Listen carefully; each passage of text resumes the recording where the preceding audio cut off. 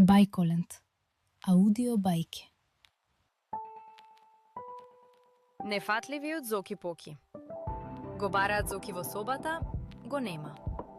Го бараат Зоки во спалната, го нема. Го бараат Зоки во кујната и во шпајзот, пак го нема.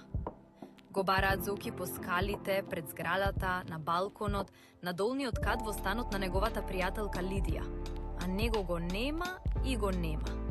Што ли стана со тоа дете?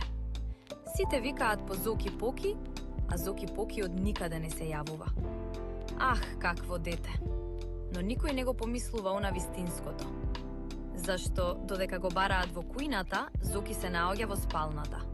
Кога тие ќе појдат во спалната, тој е во шпајзот.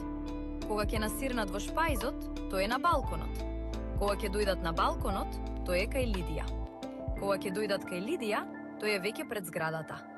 А кога ќе погледнат пред зградата, тој е пак горе. А дека викаат по него и дека тој не им одговара, тоа се разбира само затоа што тој не ги слуша, без сомнение. Кој е виновен што никому не му текнува да помисли дека е Зоки-Поки нефатливо дете?